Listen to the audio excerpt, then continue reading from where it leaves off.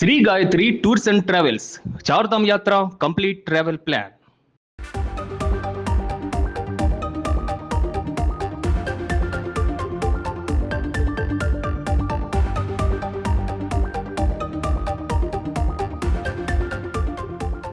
భారతదేశంలో ఒక మోస్తారు గ్రామం లేదా ఒక చిన్న టౌన్ జనాభా ఎంతో తెలుసా?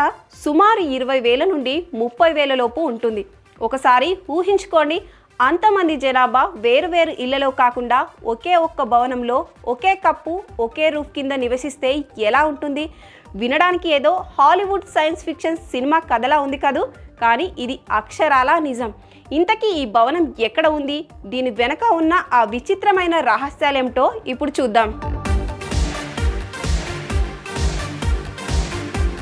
చైనాలోని హాంగ్జౌ నగరంలో కియాన్జియాంగ్ సెంచరీ సిటీ బిజినెస్ డిస్ట్రిక్ట్లో ఉన్న రీజెంట్ ఇంటర్నేషనల్ సెంటర్ అనే భారీ భవనం ప్రపంచంలో ఎక్కువ మంది నివసించే భవనం.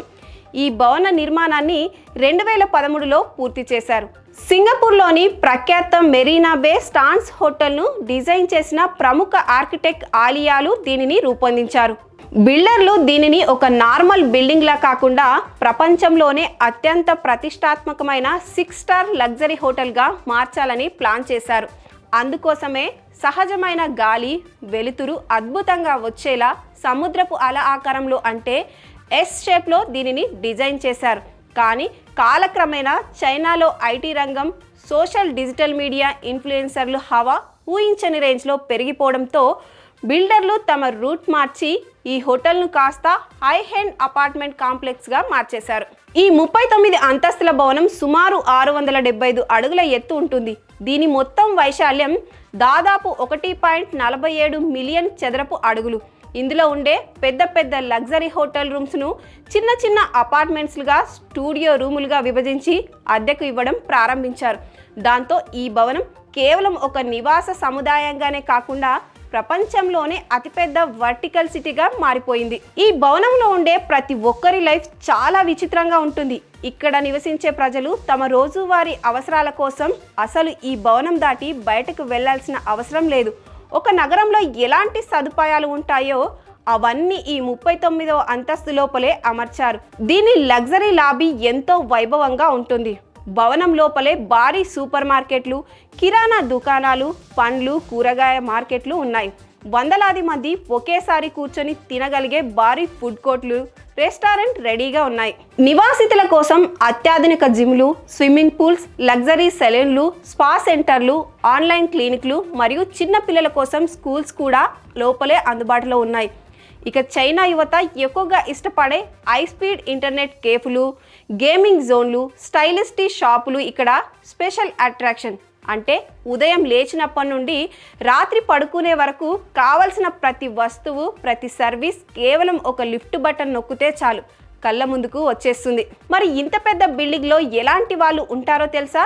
ఇక్కడ నివసించే వారిలో 90% కంటే ఎక్కువ మంది యువకులే.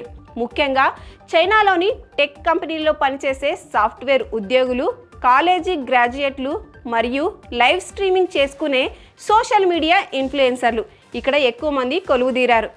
అద్దె విషయానికి వస్తే చిన్న గదులు నెలకు సుమారు 1,500 RMB అంటే మన భారతీయ కరెన్సీలో దాదాపు 17,000 నుండి 18,000 రూపాయలు. పెద్ద గదులు నెలకు సుమారు 4,000 RMB అంటే మన కరెన్సీలో దాదాపు 46,000 నుండి 48,000 రూపాయల వరకు ఉంటుంది. హాంగ్జౌ లాంటి ఒక బిజీ మెట్రోపాలిటన్ సిటీలో ప్రైమ్ ఐటీ హబ్లో ఉంటూ ఇంత తక్కువ అద్దెకు లగ్జరీ లైఫ్ దొరకడం వల్లే యువత ఇక్కడికి క్యూ కడుతున్నారు. రవాణా విషయానికి వస్తే ఈ బిల్డింగ్కి సరిగ్గా అవతలి వైపే కియాన్జియాంగ్ సెంచరీ పార్క్ మరియు మెట్రో స్టేషన్లు ఉన్నాయి. దీనివల్ల సిటీలోకి వెళ్ళడం చాలా ఈజీ. అంతేకాదు ఇక్కడ నుండి హాంగ్జౌ జియావోషాన్ ఇంటర్నేషనల్ ఎయిర్పోర్ట్కు కేవలం 24 నిమిషాల్లో చేరుకోవచ్చు. అయితే ఇక్కడ మీకు అనుమానం రావచ్చు, పొద్దున్నే ఆఫీస్ టైంలో 30,000 మంది ఒకేసారి బయలుదేరితే లిఫ్టుల దగ్గర ట్రాఫిక్ జామ్ అవ్వదా అని. ఖచ్చితంగా అవుతుంది. కానీ ఇక్కడ నివసించే వారిలో ఎక్కువ మంది ఆన్లైన్ ఇన్ఫ్లుయెన్సర్లు, వర్క్ ఫ్రమ్ హోమ్ ఉద్యోగులే కావడంతో అందరి వర్కింగ్ అవర్స్ వేరువేరుగా ఉంటాయి. అందుకే లిఫ్టుల దగ్గర రద్దీని కొంతవరకు మేనేజ్ చేయగలుగుతున్నారు. అయినా సరే పీక్ అవర్స్లో మాత్రం ఈ భవనంలోని కారిడార్లు, లిఫ్టులు ఒక బిజీ మెట్రో స్టేషన్ను తలపిస్తాయి. ఈ భవనం చైనా యొక్క ఆధునిక నిర్మాణ కౌశలానికి నిదర్శనంగా నిలుస్తుంది.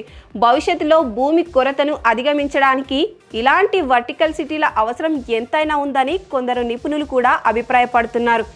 ఒకే బిల్డింగ్లో ఒక ఊరంతా జనాభా బ్రతికేస్తున్న ఈ చైనా వింతపై మీ అభిప్రాయం ఏంటో కింద కామెంట్ చేయండి.